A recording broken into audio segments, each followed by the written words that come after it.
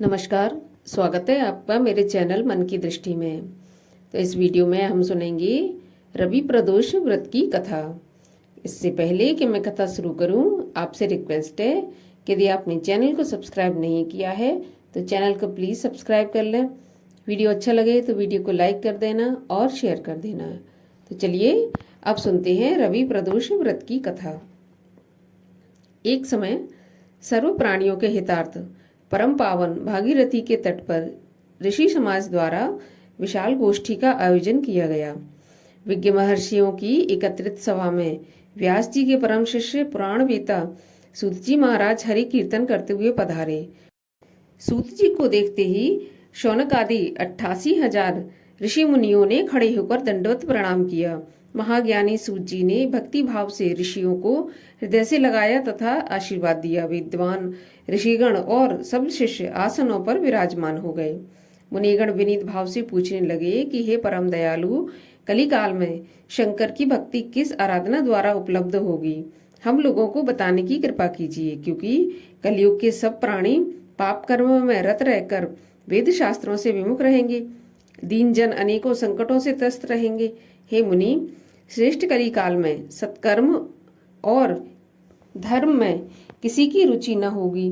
जब पुण्य क्षीण हो जाएंगे तो मनुष्य की बुद्धि असत कर्मों की ओर खुद ब खुद प्रेरित होगी, जिससे दुर्विचारी पुरुष वंश सहित समाप्त हो जाएंगे।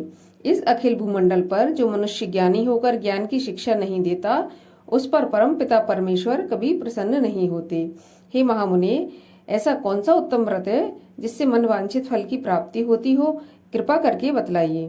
ऐसा सुनकर दयालु हृदय श्री सूत जी कहने लगे कि हे श्रेष्ठ मुनियों तथा शौनक जी, आप धन्यवाद के पात्र हैं। आपके विचार सराहनीय है और प्रशंसनीय है।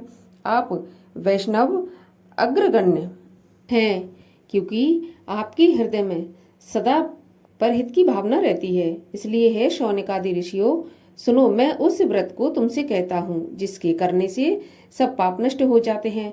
धन वृद्धि कारक, दुख विनाशक, सुख प्राप्त करने वाला, संतान देने वाला, मनवांछित फल प्राप्त कराने वाला यह व्रत तुमको सुनाता हूँ, जो किसी समय भगवान शंकर ने सती जी को सुनाया था। और उनसे प्राप्त ये परम श्रेष्ठ उपदेश मेरे पूज्य पाल गुरु जी ने मुझे सुनाया था, जिसे आपको समय पाकर शुभ वेला में मैं सुनाता हूँ। बोलो उमापति शंकर भगवान की जय। सूत जी कहने लगे कि आयु, बुद्धि, स्वास्थ्य लाभ हेतु रवि त्रयोदशी को व्रत करें। इसकी विधि इस प्रकार से है। प्रातः स्नान कर निराहार रहकर शिव ध्यान में मग्न हो शिव मंदिर में जाकर शंकर जी की पूजा करें। पूजा के पश्चात अर्धपुंड त्रिपुंड का तिलक धारण करें। बेलपत्र चढ़ावें, धूप दीप अक्षत इत्यादि चढ़ावें। किसी ब्राह्मण को भोजन कराकर सामर्थ्य अनुसार दक्षिणा दें। तत्पश्चात मौन व्रत धारण करें। व्रती को सत्य भाषण करना आवश्यक है। हवन आहुति भी देनी चाहिए। शौनक आदि बोले, हे पूज्यवर महामने, आपने यह व्रत परम गोपनीय, मंगलप्रद, कष्ट निवारक बतलाया है। कृपया यह बताने का कष्ट करें कि यह व्रत किसने किया और उसे क्या फल प्राप्त हुआ। श्री सूत जी बोले, हे विचारवान ज्ञानियों, आप शिव के परम भक्त हैं। आपकी भक्ति देखकर मैं व्रती पुरुषों की कथा कहता हूँ।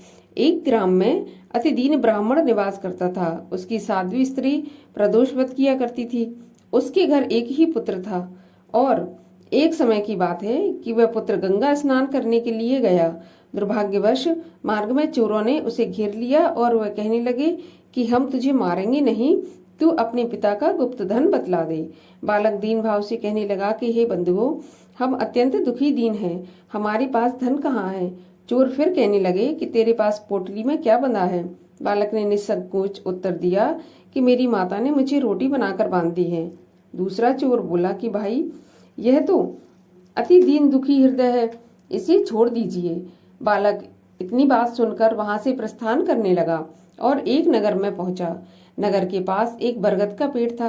बालक वहां जाकर बैठ गया और थककर वृक्ष की छाया में सो गया।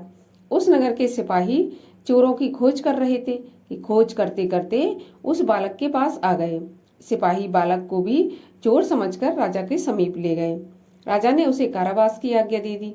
उधर बालक की माँ भगवान शंकर का प्रदोष व्रत कर रही थी। उसी रात्रि राजा को स्वप्न में हुआ कि यह बालक चोर नहीं है, प्रातः छोड़ दो, नहीं तो आपका वैभव सब नष्ट हो जाएगा। रात्रि समाप्त होने पर राजा ने उस बालक से सारा वृत्तांत पूछा। बालक ने सारा वृत्तांत कह सुनाया। वृत्तांत सुन राजा ने सिपाही भेज बालक के माता पिता को पकड़वा कर बुला लिया। राजा ने उन्हें जब भयभीत देखा तो कहा, तुम भय मत करो, तुम्हारा बालक निर्दोष है। हम तुम्हारी दरिद्रता देखकर 5 गांव दान में देते हैं।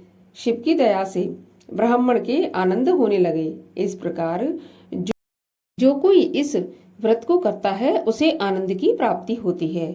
इस प्रकार रवि प्रदोष व्रत की कथा समाप्त होती है। आज के वीडियो में इतना ही। उम्मीद करती हूँ कि वीडियो आपके लिए लाभकारी रहेगा।